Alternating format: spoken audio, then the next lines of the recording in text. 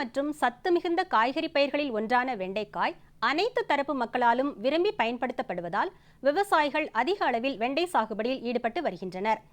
அத்தகைய வெண்டை சாகுபடியில் பூச்சி மற்றும் நோய் தாக்குதலால் விவசாயிகள் கணிசமான இழப்பை சந்திக்கின்றனர். இதனால் வேளாண்மை அறிவியல் நிலையங்கள் விவசாயிகளுக்கு பூச்சி மேலாண்மை முறைகளை எடுத்துரைத்து வருகிறது.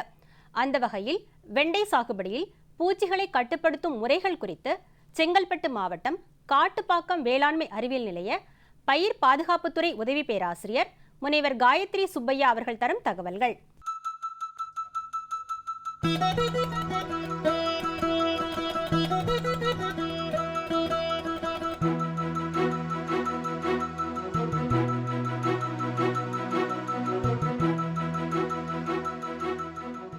பெரும்பாலும் வெண்டைக்காய் எல்லாரும் நல்லா விரும்பி சாப்பிடுவாங்க.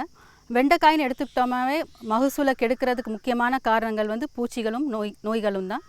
இந்த பூச்சிகளும் நோய்களும் வராமல் என்னென்ன பண்ணலான்றத தொழில்நுட்பம் தான் இப்போ பார்க்க போகிறோம். இப்போது வெண்டை பயிரை எல்லா பருவ காலத்துலேயும் நம்ம பயிர் செய்யலாம். முக்கியமாக எடுத்துக்கிட்டோம்னாவே வெண்டைக்கு தாக்கக்கூடிய பூச்சிகள் அப்படின்னா இலைப்பேன் வரும், அஸ்வினி பூச்சி வரும், அதே மாதிரி தண்டு துளைப்பான், காய் துளைப்பான் வரும், வேரழுகல் நோய் வரும், இலைப்புள்ளி நோய் வரும். முக்கியமாக இன்னொரு நோய் பார்த்திங்கன்னா இது சாம்பல் நோய், அதுக்கப்புறம் இலைப்புள்ளி நோய்கள் வரும். இந்த நோயும் பூச்சிகள் வராமல் எப்படியெல்லாம் பார்த்துக்கலாம், பயிரை பாதுகாக்கலான்ற மாதிரி பார்த்திங்கன்னா முதல்ல இருந்து நம்ம பார்ப்போம். விதை நேர்த்தின்னு எடுத்துக்கிட்டோம்னாவே பயிரை தாக்கக்கூடிய பூச்சிகளும் நோய்களும் விதையிலேருந்து ஆரம்பிக்கும். இது மண் மூலியமாகவும் பரவ ஆரம்பிக்கும். இது தடுக்கிறதுக்கு முக்கியமாக விதை நேர்த்தி செய்வோம். இது உயிர் மருந்தை வச்சு நம்ம செய்யலாம். ஒன்று ட்ரைகோடர்மா விரிடி பயன்படுத்தினோம்னா 10 கிராம் 1 கிலோ விதைக்கு பயன்படுத்தும். இல்லை சூடோமோனாஸாக இருந்தால் 4 கிராம் 1 கிலோ விதைக்கு பயன்படுத்தி விதை நேர்த்தி செஞ்சதுக்கப்புறம் நம்ம விதைப்போம். இப்படி செய்கிறதுனால கிட்டத்தட்ட பூச்சிகள்னாலேயும் நோய்கள்னாலேயும் பரவக்கூடிய பாதிப்பு தடுத்துடலாம் பயிர்களை. இப்போ விதை நேர்த்தி செய்கிறதுனால விதைக்கிறதுலேருந்து ஒரு 40 நாள் இல்லை 40லேருந்து 45 நாள் வரைக்கும் எந்த ஒரு பூச்சியும் நோய் தாக்குதல் வராமல் நம்ம பாதுகாத்துடலாம். அடுத்தது முக்கியமாக பயிர் வளர்ச்சி காலத்தில் பார்த்திங்கன்னா வேரழுகல் நோய் வரும் வெண்டை பயிரில். இந்த வேரழுகல் நோய் வரத்துக்கு எப்படி பண்ணலான்னா, ஒன்று ட்ரைகோடர்மா விரிடி பயன்படுத்தலாம், இல்லை சூடோமோனாஸ் பயன்படுத்தலாம். இப்போ சூடோமோனாஸ் பயன்படுத்துகிறதா இருந்துச்சுன்னா 1 கிலோ சூடோமோனாஸ் நல்லா மக்கின உரத்தோட கலந்து வயலில் தெளித்து விட்டோம்னா இல்லை தூவி விட்டோம்னா இந்த வேரழுகல் நோய் வராமல் தடுத்துடலாம். அதே மாதிரி பயிரோட வளர்ச்சி காலத்தில் பூச்சி தாக்குதல், இப்போ அஸ்வினி பூச்சி வரும், அதே மாதிரி துளைப்பான்கள் வரும். துளைப்பான்னா தண்டு துளைப்பான் வரும், காய் துளைப்பான் வரும். அதே மாதிரி இன்னொன்று வெள்ளை ஈக்கள் நிறைய வரும். இந்த வெள்ளை ஈக்கல்ன்ற மாதிரி எடுத்துக்கிட்டோம்னா இந்த வெள்ளை ஈக்கள் மூலியமாக தான் ஒரு வைரஸ் நோய் பரவுது வெண்டையில். அது எல்லாருக்கும் பார்த்துருப்பீங்க. இலையில் தேமெல்லாம் இருக்கும், அதாவது நரம்பெல்லாம் பச்சை கலராக இருக்கும், இலைக்கு நடுவில் மஞ்சளாக இருக்கும். இதுதான் நரம்பு வெளுத்தல் நோயின்னு சொல்லுவோம். இந்த நோய் பராமல் தடுக்கிறதுக்கு தான் நம்ம என்ன பண்ணுறோம்னா சின்ன சின்ன யுக்திகளை நம்ம கைப்பிடிச்சிக்கலாம். முக்கியமாக எல்லாரும் பயன்படுத்தணும் என்னன்னா, ஒரு ஏக்கருக்கு விளக்கு பொறி வைக்கிறது.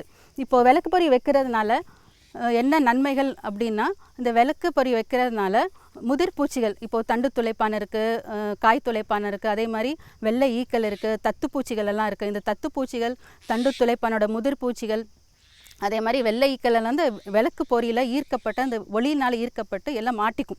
அந்த பொறியில் மாட்டுறதுனால அந்த பூச்சிகளோட பாதிப்பு உங்களுக்கு பயிர்களில் வராமல் தடுத்துடலாம். அடுத்தது காய்ப்புழு தண்டு புழுக்கு என்ன பண்ணுறோன்னா, இந்த மாதிரி இனக்கவர்ச்சி பொறியை வயலில் அங்கங்கே ஒரு 12 இல்லை 10 இடத்துல வைக்கலாம். எப்படி வைக்கலான்னா, ஒரு இனக்கவர்ச்சி பொறி இங்கே வச்சிங்கன்னா இங்கேருந்து ஒரு 40 மீட்டர் தள்ளி இன்னொரு இனக்கவர்ச்சி பொறியை வைக்கிறது. இந்த மாதிரி வைக்கிறது எதனாலனா, இந்த மாதிரி புனலுடைய இனக்கவர்ச்சி பொறி வயலில் வைக்கலாம்.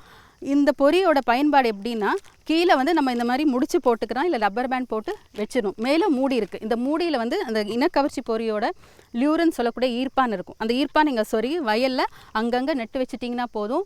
அந்த முதிர் பூச்சி எல்லாம் இந்த ஈர்ப்பானோட வாசனைக்கு ஆண் பூச்சிகள் எல்லாம் கவர்ந்து இங்கே மாட்டிக்கும். ஸோ வெளியில் இருக்க பெண் பூச்சிகள் வெளியில் இருந்தாலும் அது முட்டை வைக்கிறதோ அதுலேருந்து புழுக்கள் வரதோ வீரியமாக இருக்காது.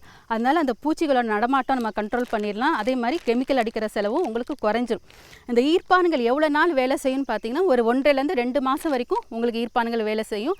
அதுக்கு 2 மாதம் இல்லை 1.5 மாதம் கழித்து நீங்கள் வெறும் ஈர்ப்பான் மாத்திரம் அந்த மூடியில் மாட்டிக்கலாம். இதோட செலவு ஜஸ்ட் ஒரு 10லேருந்து 15 ரூபா தான் ஆகும் உங்களுக்கு. இதே கெமிக்கல் அடிச்சிங்கன்னா வாரத்துக்கு ஒரு தடவை நீங்கள் 1000 ரூபாயோ 500 ரூபாயோ அடிக்கிற கூலியெல்லாம் சேர்த்து 1000 ரூபாய் ஆகிடும். அந்த மாதிரி கெமிக்கல் அடிப்பீங்க. பட் இந்த மாதிரி இனக்கவர்ச்சி பொறி வைக்கிறதுனால அந்த மாதிரி கெமிக்கல் அடிக்கிற செலவும் குறையும் உங்களுக்கு. அதே மாதிரி பூச்சிகள் எப்படி இருக்குது எண்ணிக்கை பொறுத்து நீங்கள் அதுக்கு ஏற்ற மாதிரி கட்டுப்படுத்தும் முறைகளை நீங்கள் பின்பற்றலாம். இப்போது வெள்ளை வந்து அதிகமாக வரும்னு சொல்லியிருக்கேன் இல்லையா வெண்டைப்பயிரில். இந்த வெள்ளை வராமல் இருக்கிறதுக்கு இந்த மாதிரி மஞ்சள் ஒட்டு பொரிய வயலில் 1 ஏக்கர்னால் ஒரு 10-12 இடத்துல வச்சிடலாம். அது எப்படி வைக்கணும்னா, ஒரு குச்சியில் வந்து பயிரோட வளர்த்திக்கு ஏற்ற மாதிரி 1லேருந்து 1.5 அடி உயரத்தில் இந்த மஞ்சள் ஒட்டு பொரிய வைக்கணும். இப்படி ஒட்டுறதுனால இந்த மஞ்சள் கலருக்கு என்ன பண்ணுன்னா, இந்த வெள்ளையோட முதிர் பூச்சிகள்லாம் வந்து ஒட்டிக்கும். இப்படி ஒட்டிக்கிறதுனால பயிரில் அதோட பாதிப்பு உங்களுக்கு குறையும்.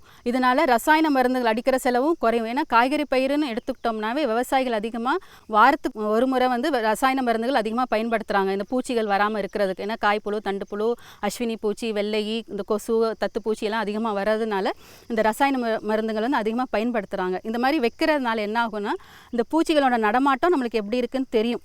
அப்படி பூச்சிகள் அதிகமாக இருந்துச்சுன்னா என்ன பண்ணுவோன்னா, அதுக்கு ஏற்ற மாதிரி, அதாவது இந்த பூச்சிக்கு இந்த கெமிக்கல் மருந்து அடிக்கலாம், இல்லை கெமிக்கல் இல்லாட்டி உயிர் மருந்துகள், இல்லை இயற்கை விவசாயத்தில் சில மருந்துகள்லாம் இருக்குது, அந்த மாதிரி அடிக்கலாம்ன்ற மாதிரி ஒரு தெளிவு வரும் நம்மளுக்கு. அந்த மாதிரி பண்ணுறதுனால இந்த ரசாயன மருந்துகளோட பயன்பாடு வந்து நம்ம குறைச்சிக்கலாம்.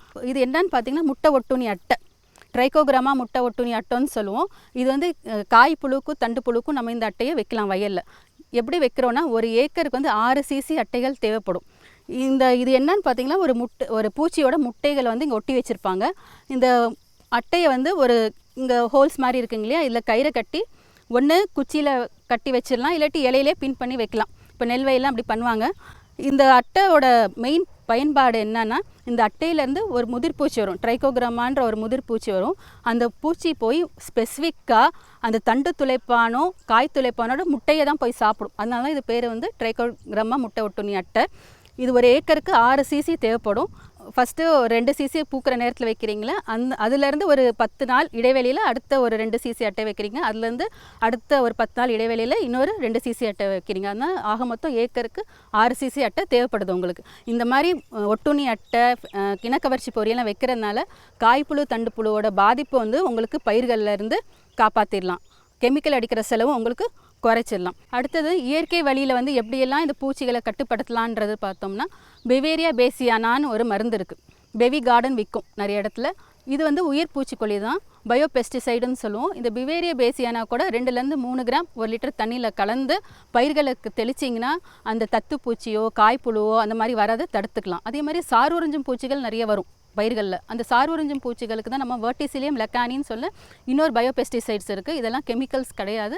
இந்த பயோபெஸ்டிசைட், அதாவது வெர்டிசிலியம் லெக்கானி கூட நம்ம சார் உறிஞ்சும் பூச்சிகளுக்கு 2 கிராம் 1 லிட்டர் தண்ணியில் கலந்து தெளிக்கிறதுனால சார் உறிஞ்சும் பூச்சிகள் வராது. அந்த இலைப்பேனல், அஸ்வினி பூச்சி, அதே மாதிரி தத்துப்பூச்சி, இந்த வெள்ளைப்பூச்சியெல்லாம் சொன்னேன் இல்லைங்களா, அந்த மாதிரி பூச்சிகள் எல்லாம் வராமல் தடுத்துடலாம். இப்படி தடுக்கிறதுனால என்ன ஆகும்னா, உங்களுக்கு கெமிக்கல், அதாவது ரசாயன மருந்துகள் அடிக்கிறது செலவு உங்களுக்கு குறையும். அதே மாதிரி இப்போ எல்லாரும் விரும்பி சாப்பிட்றது வந்து இயற்கை முறையில் விளைவிஞ்ச காய்கறிகளும் சாமான்கள் நம்ம விரும்பி கேட்குறோம் எல்லா இடத்துலையும். இப்போ நான் சொன்ன வழிமுறைகள், அதாவது தொழில்நுட்பங்கள் ரொம்ப சிம்பிளானதான், ரொம்ப எளிமையான தொழில்நுட்பங்கள். எல்லா இடத்துலையும் இந்த மாதிரி பொருட்கள், இயற்கை பொருளும் கிடைக்கும், இந்த இனக்கவர்ச்சி பொறிகள் எல்லா இடத்துலையும் கிடைக்கும்.